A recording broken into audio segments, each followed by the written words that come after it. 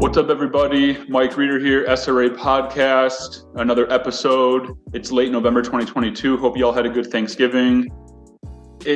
Come on, people, just hit the freaking subscribe button. I tell you all the time, just listen to me. If you know what's good for you, hit the subscribe button. If you know what's good for you, appreciate it. I'm here with Matt Stiller today from CPAplus.org. Matt, what's up, brother? I heard you playing the guitar when we were waiting. Tell me more about that. Like, you are professional, man.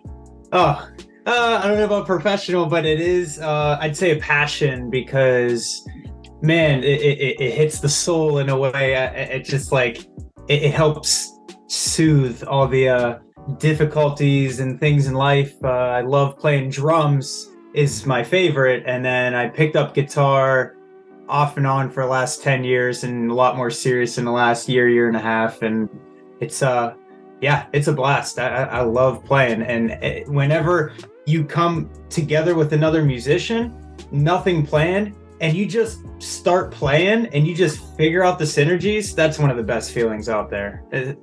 That's awesome. Yeah. That's awesome. And you were playing some serious guitar there. That wasn't, amateur night that was some like real good. Like, my wife is in the other room and she's got her headphones on doing some stuff, and I'm like, "Hey babe, come here. You hear that?" She's like, "What?" "Yeah, that's Matt. That's Matt. He's playing the guitar right now as we're getting ready for the episode." She's like, "Wow!" Like, 'cause she's learning how to play the guitar. Cool. And she was just, we were just there for a few minutes, just like listening to you. That's why we're a little extra late today. But props to you, man. Like, you're really good. Thank you. Yeah. One of your many talents. What's that? One of your many talents. Yeah. Music is a blast. So that's a fun thing to just disconnect with, go downstairs, have a little studio fun and just jam. And I try to do it in front of the kids as much as possible, because having a little family band, that's quite a dream. Is your wife Sherry Lynn, does she play any instruments, or is she in vocals? We have had a phase together. She hasn't as much. She wants to get back into drums, but she was playing drums, and we created our own mashups. We did some simple AC/DC stuff, and like, because our attention spans are small, we take chunks of songs, and then we just kind of transition from one to another after a minute of playing them. And she was hitting the drums pretty good at the time. So one day Awesome. We'll get back to it. Yeah. And what about your daughters? What instruments are they on? The tambourine and the I'll say vocals. They're quite vocal. They're the vocals. Awesome. You play drums too. Yeah. Drums. That's what I just feel most natural with. And one of the best moments I had with the drums, I think it was like 5 or 6 years ago. I played with this guy named Abe Askell, who went pro at 14 or 15 years old, and we had 2 drum sets pretty close to each other in the same room, and we never played before with each other. He even opened for the band Journey, and we were just doing this drum duo. It was one of the coolest things when that happened. Yeah, that was a blast. Yeah. I like what you said earlier about how, like, one of the most fun things is when you and another musician just improvise. Just like when that stuff happens, it's magical. Yeah. That's those kind of synergies, even like what you and I are doing right now, it can happen in a discussion with people or with, actual instruments. I think it's what we all as people love. One of the things we love the most is like finding that natural synergy with others where you don't have to try hard. You just be yourself, and amazing things happen. Like, that's where 1 + 1 = 3, and it just becomes phenomenal. A great feeling. Yeah. And and so many of us have to get out of our own way. That's like a personal experience that I've experienced throughout the last few recent years. It's a daily exercise as a human being, is just we have to get out of our own way and stop overthinking stuff and just let it come naturally. That's one of the reasons why I play music a lot. It helps re-ground me, and we all have different ways that we like to ground ourselves, so we don't just stay too high in the clouds, which, we got to get to be good strategic planners, entrepreneurs. You got to think ahead. You got to go beyond your competition, but you got to bring yourself back to ground level a lot. And everyone has different ways: meditation, reading, journaling, playing music, being with people. So I try to find as many tools and ways to reground myself as possible to get back into just, that homeostasis altogether. Yeah, absolutely. Yeah. One of the things that I do is I take, I do cold water immersion. So I just got back from taking a dip in the Atlantic Ocean literally right before this podcast. So that's why I'm kind of moving around. I'm kind of cold right now, just full disclosure. And so, Matt, you also snowboard. I heard that you're pretty damn good at it too. What's up with that? Yeah, in junior high, well, I call it junior high, in middle school, I guess that was 7th grade for me. It's different for a lot of others. I went to the snowboard club and just self-taught in that. And crushed it. You went to a snowboard club and crushed it, right? Oh, yeah, or the mountain crushed me. I fell. I rolled down the hill for months. And I just bared the pain because it just looks so fun and it looks so cool. And after enough trial and error and mistakes and correcting my mistakes, really thinking it through, talking it through, I got to the point where, it's just like second nature, just bombing black hills or hitting big jumps and having, all sorts of fun on the slopes. After having kids, though, I'm not doing any tricks anymore. Big air tricks, which was fun. But I want to try to keep my feet on the ground. No pun intended for being grounded, right? What are some of the, the Rocky Mountains? What are some of the favorite places that you have to go? Yeah.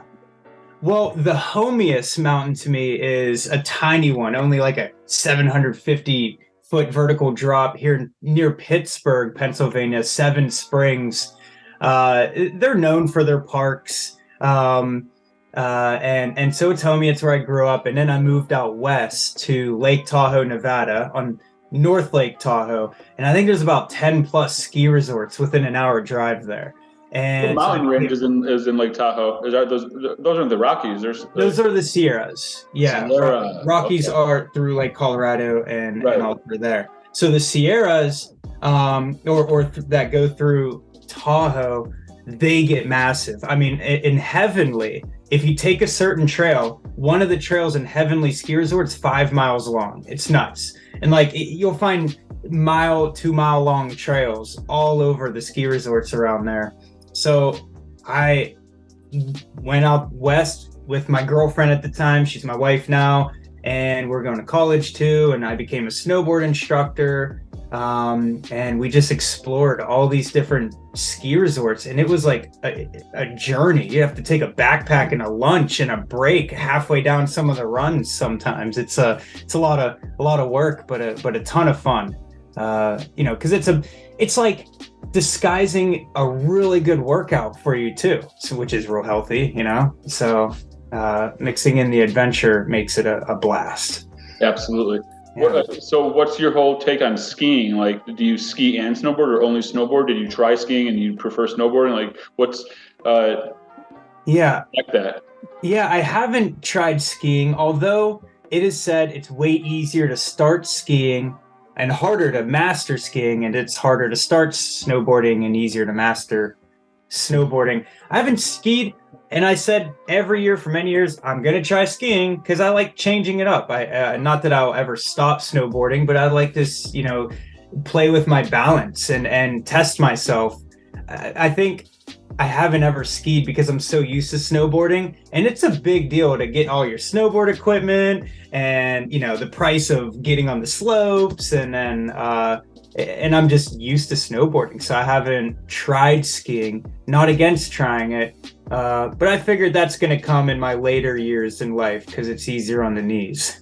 While I have my knees, I'll snowboard. That's great. Real cool. My wife is Bulgarian, and we go to Bulgaria a lot. And we're in her hometown is in a little mountain village in southwestern Bulgaria called Bansko. And the Pirin Mountains go through there. So you'll have to check that out one of these days and knock it off your list of mountain ranges that you've snowboarded on. Oh, whoa! Yeah, I'm writing that down. That's cool. I'd like to see what her hometown is like. That's fun. So the winters.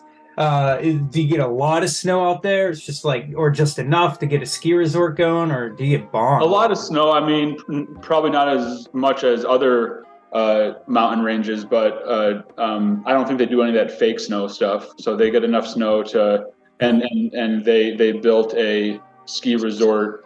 The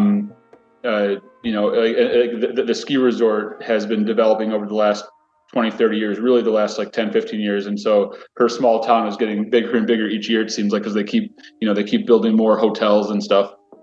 Nice. Yeah.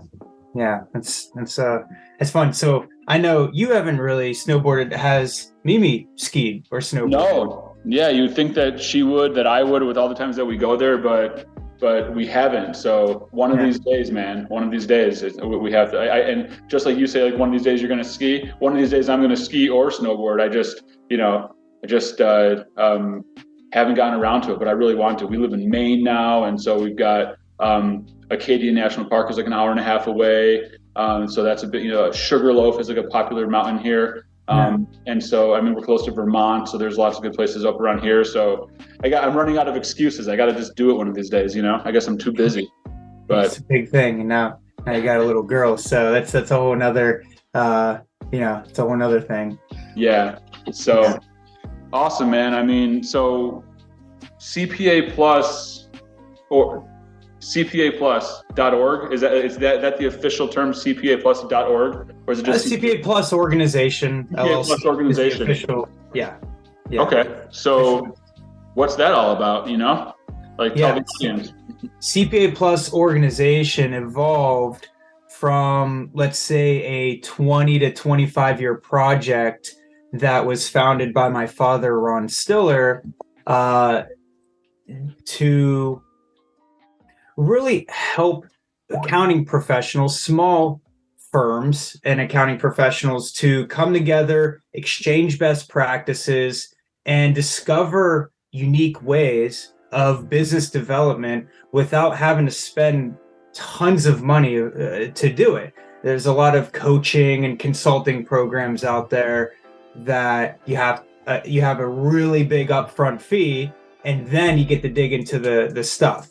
Ron thought, you know what, why don't we get some good brainiacs together and we'll do it on pennies on the dollar, create a community of it, and we figure out the best win-win as we grow, this community of people. And so throughout the last 20 plus years, it has evolved in different ways depending on where culture was at the time. It is nowhere near, the substance that's taught today was different than the substance taught right before the pandemic. And then in the early 10 to 2015 was different. And before that, I can't give a time frame when culture changes, but when culture changes is when we upgrade the substance that is taught and discussed in CPA Plus. So it's a national network of CPAs and EAs, accounting professionals, financial advisors, and estate planning attorneys, again, to exchange best practices, because there's no one person that knows everything. So we wanted to build a platform that, again, doesn't give people this massive require a massive upfront fee to be a part of. It gives everybody a chance. Those that are approved, we don't just let anybody in. You have to have really, it might sound weird, but we have a no a-hole policy. If you're in this and we catch you screwing someone over, yeah, of course you're going to be kicked out. And we all watch each other's backs. And at the same time, we like to call this environment like a non-professional environment, where we take what we do very seriously, but we don't take ourselves seriously because work and life is hard enough. So we like to have fun doing what we do.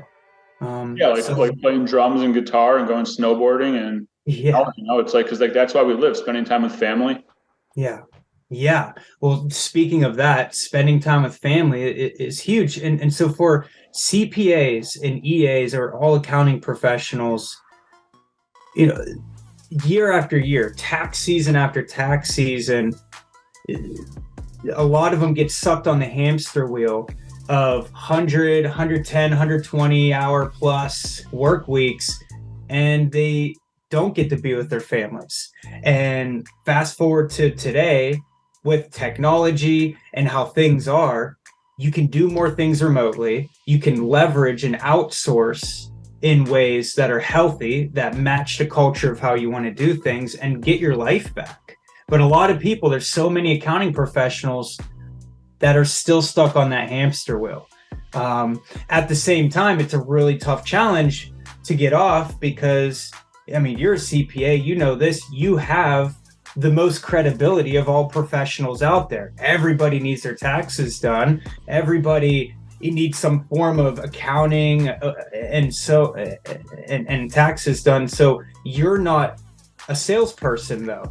Other professionals, they have some sort of salesy element to them, and that doesn't make them a bad person. But most accounting professionals have this huge credibility because of what they do and who they generally are as people. So it's easy to get sucked in a trap of just doing too much for too little. Yeah. And I think you answered this question that I have, but I was going to ask you, why is it CPA plus organization and not CFA organization or RIA organization, or RIA plus organization, or CFA plus organization, or estate planning attorney plus organization? Why is it CPA plus organization? Yeah, good question. Although we approve estate planning attorneys and financial advisors within this accounting professional community, we call it CPA plus organization because of the importance of where culture is today. So culture was headed to where it was today regardless. The pandemic expedited it even faster with all this even more uncertainty and polarized views on politics and things in life and business and everything. So people, where do they go? They lean on their accounting professional for answers, especially this time of year, the end of year planning. And so because of the credibility and the importance of CPAs, EAs, and accounting professionals today, that's why we remain CPA plus organization. Yeah.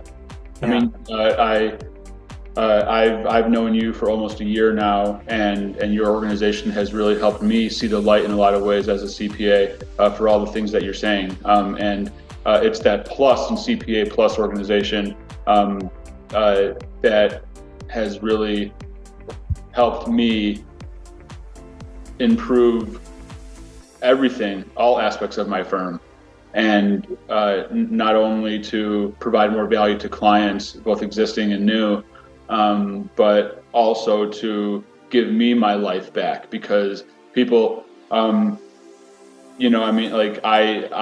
come from this world of small business CPAs where, like Matt was saying, working 120-hour weeks is just like a normal thing.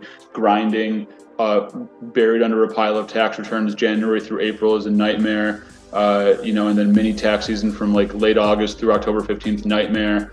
And a lot of people, and not a nightmare in the context of I love my clients.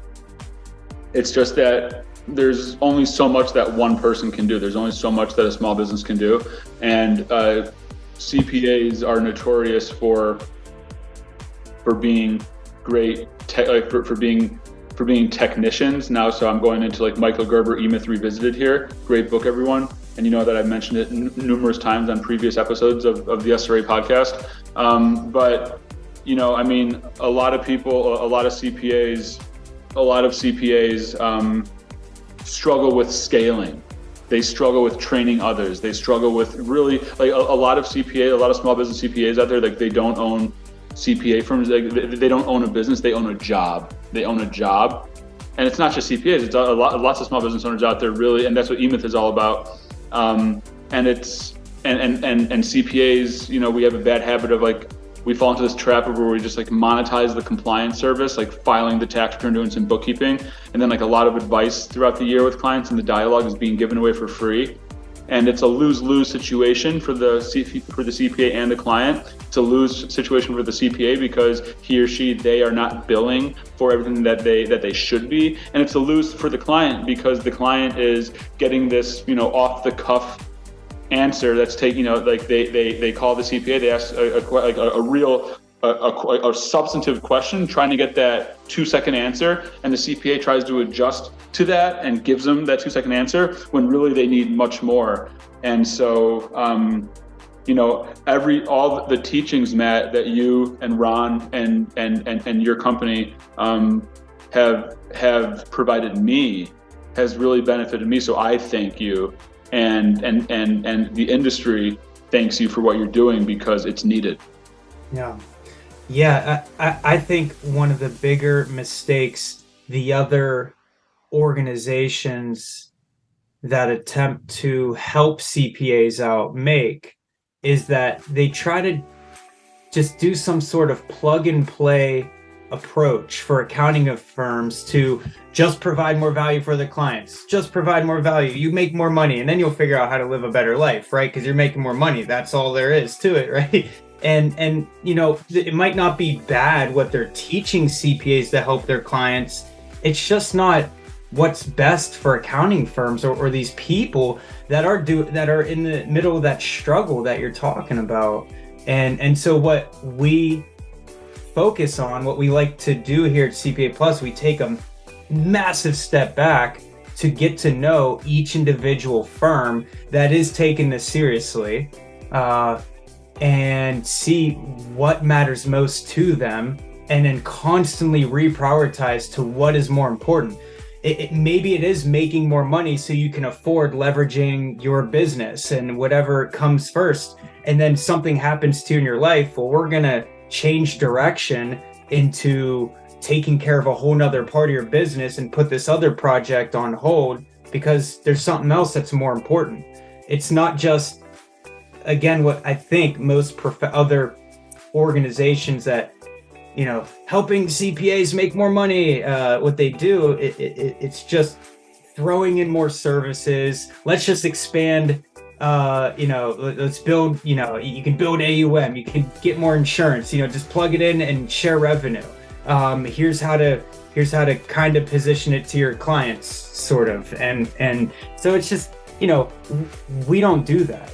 You know, we take a different kind of approach where it's got to come from the heart of the CPA. When you expand your oversight and guidance to anything that affects your clients' lives financially, it's got to be truly what's best for them. Not just because wealth management is, you know, a necessary thing in people's lives doesn't mean it's the most necessary thing at that time.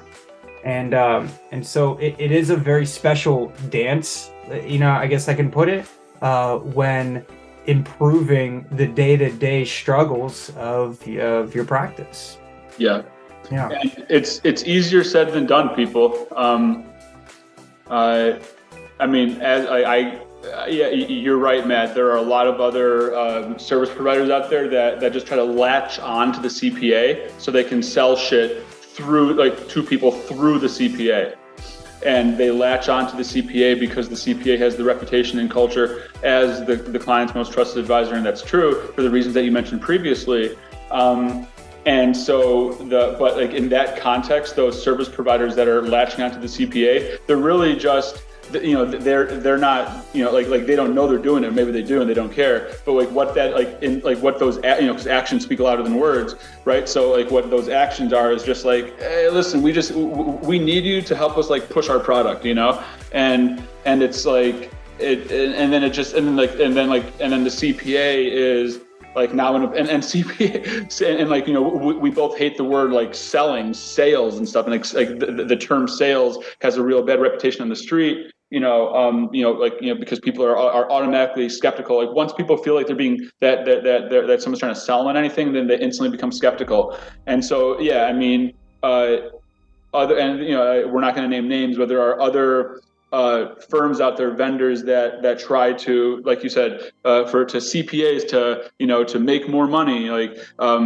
but a lot of them are, and they require like, you know, big amount of money up front from the CPAs, and the CPAs, like suckers, are just stroking checks and giving money to these and then the value in return, so for you and CPA Plus organization, it's really a game changer. I've been in the laboratory for the last, half decade, really the last 3 years, trying to figure out a way to optimize the relationship between CPA and client. And I was working, and so like, there's a reason why why me and you and CPA Plus organization have got so much traction, and the reason why I'm shouting it on top of a mountain is because it's working, and it's easier said than done, but it can be done. And like you said, like a big part of it is just really slowing down and just getting to know the CPA, and a big part of it is just really, keeping it simple first, and then diving deep. And it requires a shift of mindset. It requires making micro distinctions in our language that we use when talking to clients, and what language we don't use. It's this type of stuff. It's not just ramming insurance and investment products like down people's throats.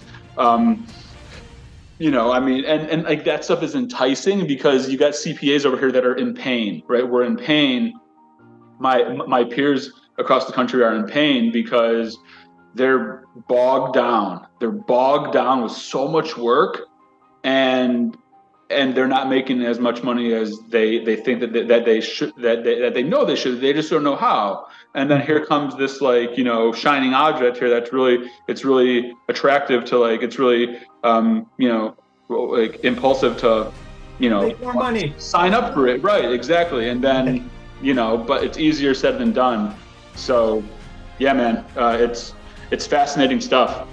Well, you said something important, is that keeping it simple in the beginning, but I think through the whole process of differentiating and decommoditizing yourself,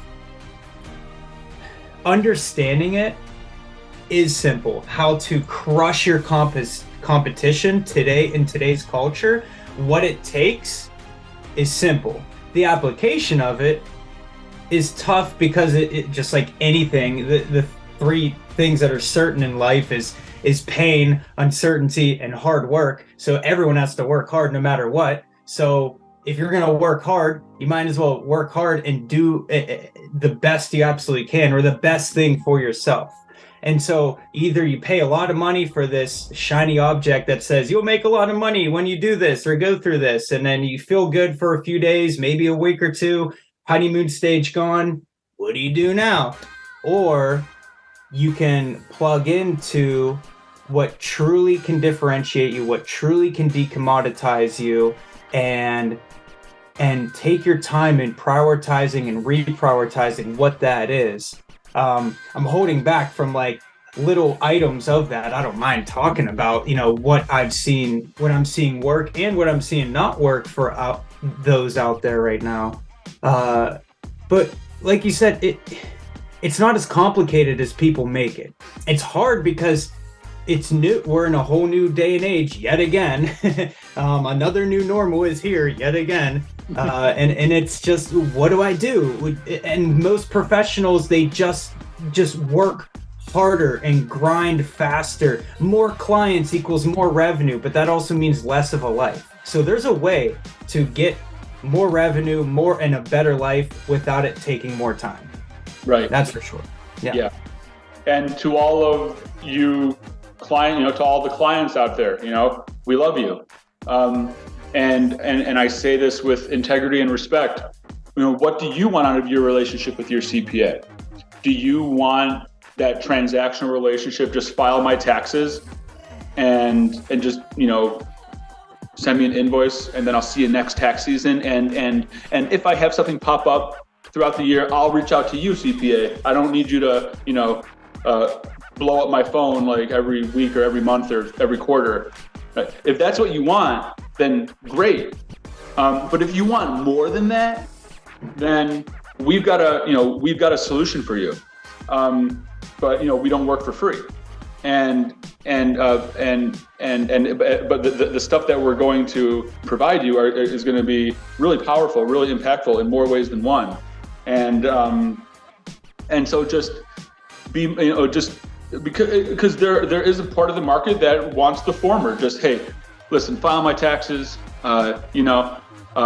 Really, Mike, I can just go to H&R Block, but just here, just file my taxes, and that's fine. And that's, but if there is something, there's more, especially what type of client are you? Are you a small business owner? Because there's a lot there in tax planning that doesn't apply to individuals, but even for individuals, there's a lot there in tax planning, and tax planning is always that starting point of that dialogue. And that dialogue inevitably goes into other areas of financial and professional service. And so whether you're a small business owner or not, there's lots there that starts in tax and goes into estate planning, insurance, investment, just retirement planning. And then like each of those have, subcomponents of themselves. And so, but it's really important for you as a client, if you're listening to this, what do you want out of your relationship with your CPA? And for you CPAs out there, if you know that CPA Plus Organization is a great model, like they have a great process, a great model, a great approach to this issue, this situation, because I know that there are a lot of you CPAs out there that are listening that we're tapping into your pain point right now, because you know how much of advice you're giving away for free. You know that the cost of filing that client's tax return, like the invoice that you're going to send them, is X amount of dollars, but the conversation that you have with them in August about a certain thing that they can do for tax planning that's going to result in them saving like $15,000 in taxes, like you just gave that away for free, and the client just got advice that resulted in a $15,000 tax, which is great for the client. Right? But, there's a way to make this a win-win. And, the market is the market, right? Like the client, the market, like it's not on them to feel, it's not on them to be like, oh, thanks for the advice. Here, let me go out of my way. Even though you're not invoiced, you just gave me that free advice. Let me just go out of my way and cut you a check. It's not on them. It's not, and there are a lot of CPAs out there that are given away for free because they don't know any better, and they're afraid that if they bill, they're going to lose a client. But there is a way, people, whether you're on the client side or CPA side, there is a way to make this a win-win. There is a way to make this a win-win. I've been working with clients the last year with Matt and Ron and CPA Plus Organization, and it's really a win-win. There are great things going on. Like relationships between client and CPA have been going to the next level. Clients have been telling me, Mike, this is great. This is exactly what I've been looking for. Because there are a lot of, so now there are a lot of clients that want more from their CPA, but they don't know how to, I want more. So it's like, but how do we do it? And so this is how we do it. And so I've got a lot of comments, a lot of feedback from clients. Mike, thank you for doing this. Thank you for doing this. Like, this is exactly what I've been looking for. I was thinking about leaving last year, but I'm so happy that you're doing this now. And this is great.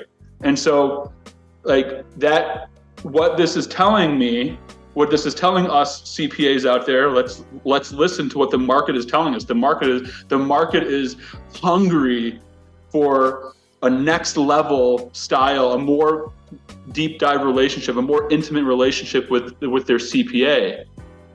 But the burden's on us CPAs on how to build that model. Working with Matt, Ron, CPA Plus Organization, me and my firm SRA, we've been building that model. And getting results.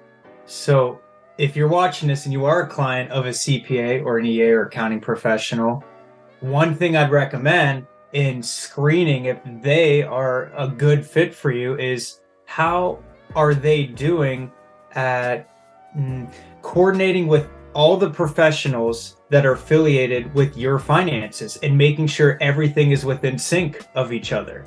Are they just playing their zone and expecting the other professionals to play in their zone? Or is your accounting professional being proactive with your financial advisor, with your estate planning attorney, and making sure everything is singing right for anything that affects you financially? And so that would be something I would suggest as a client for a CPA.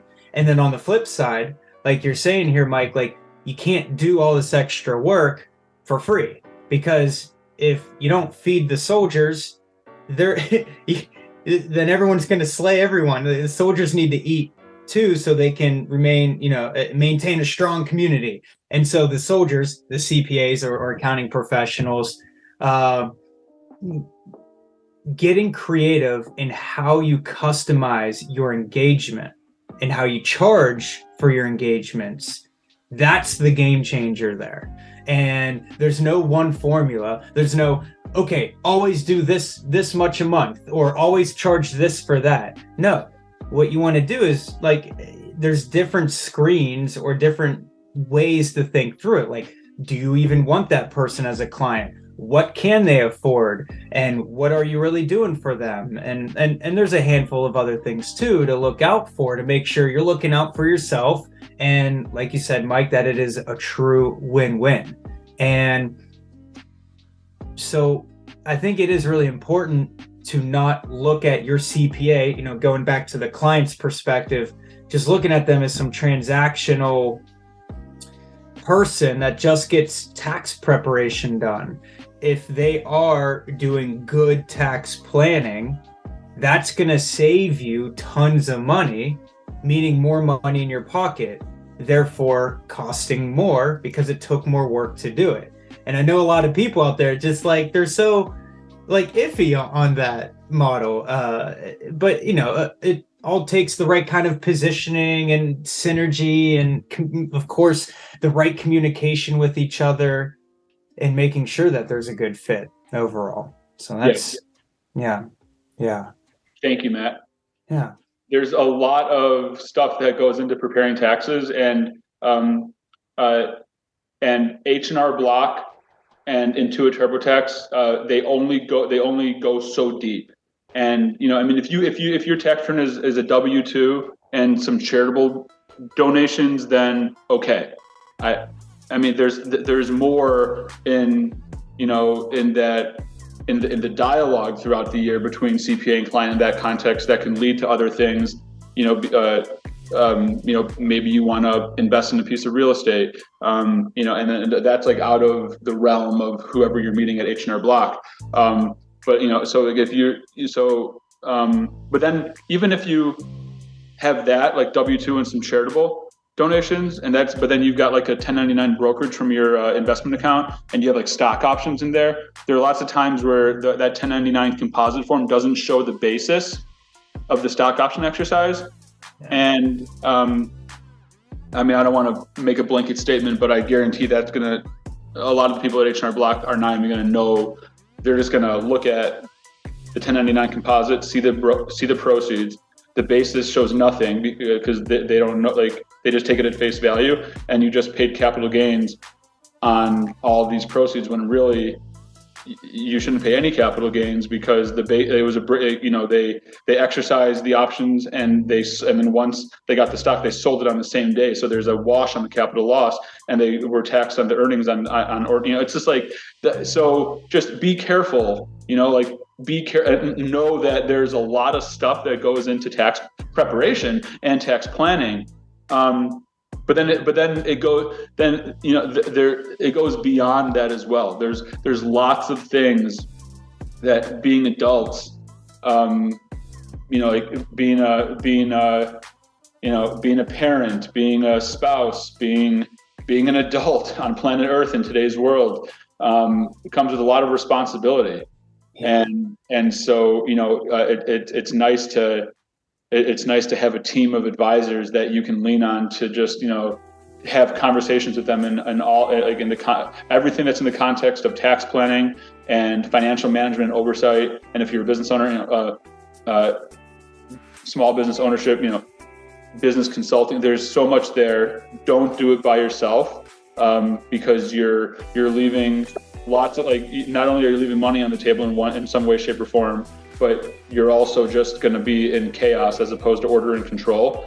And that's what's nice, just having that peace of mind that as much as possible in this crazy world, you've got order and control in your world. And so, and so just there's so much to unpack here, man. I feel like if we had more time, we can go for hours. Oh yeah. So I really appreciate everything that you and CPA Plus organization are doing. Yeah. And the timing was perfect when we met in January of this year. We're always looking for good leaders, and you've stepped up to be one of the best examples and leaders here. And I thank you too. It's all real good. It's very mutual here. Yeah.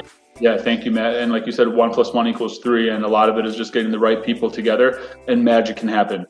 And so, again, people, if you're listening, depending on, who you are, right? If you're a client out there, you own a business, you don't own a business, and you are craving a strategic partner, in your CPA, as opposed to just someone that files taxes, like that's, and you're waiting for CPAs to, come out and, here I am, I'm the answer, right?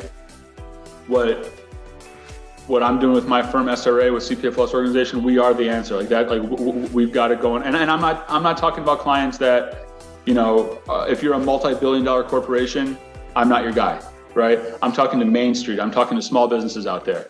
If you're looking for a relationship, like a next level relationship with your CPA, me, Matt, CPA Plus organization, Swartz Reeder Advisors, we've got you.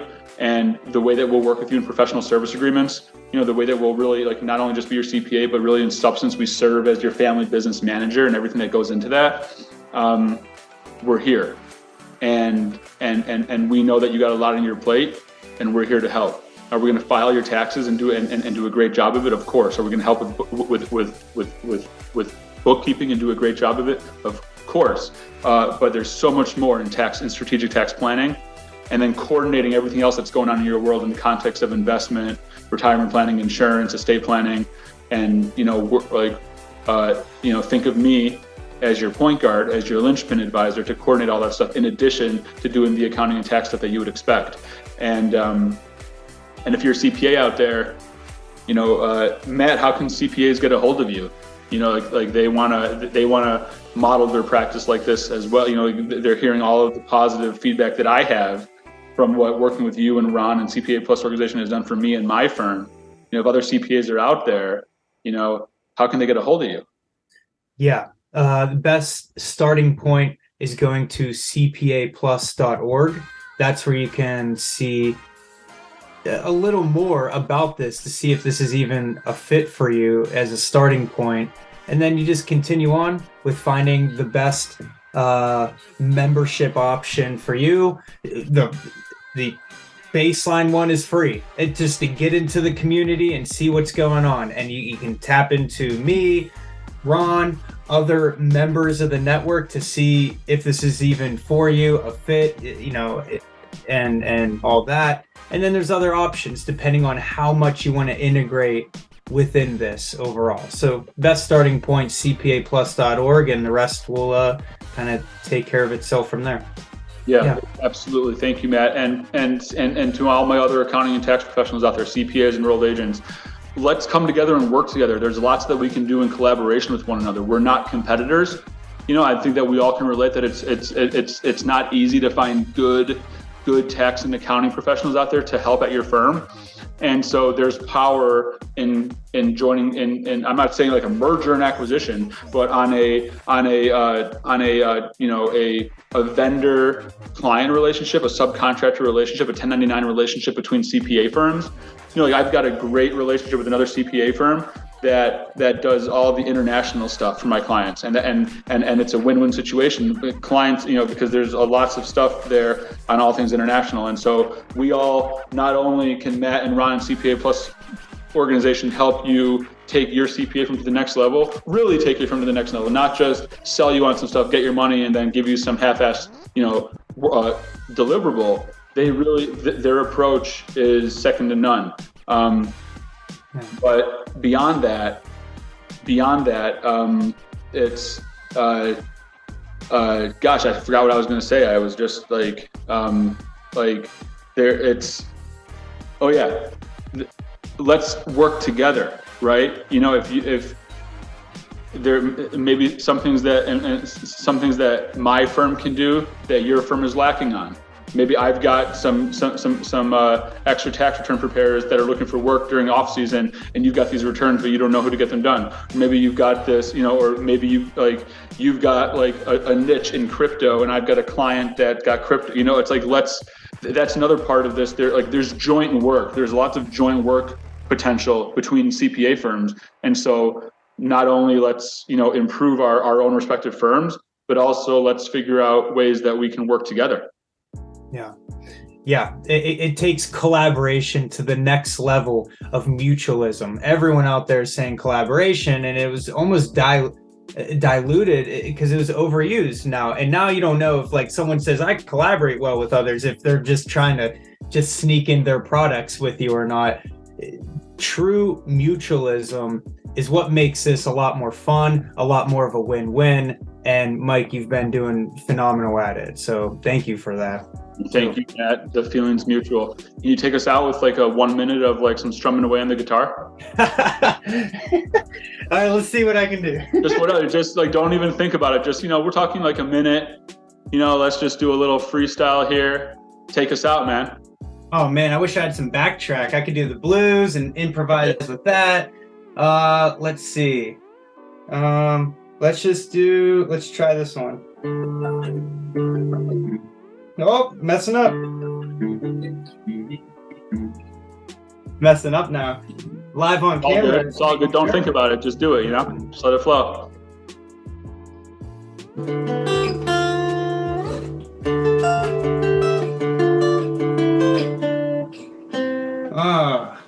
That was solid.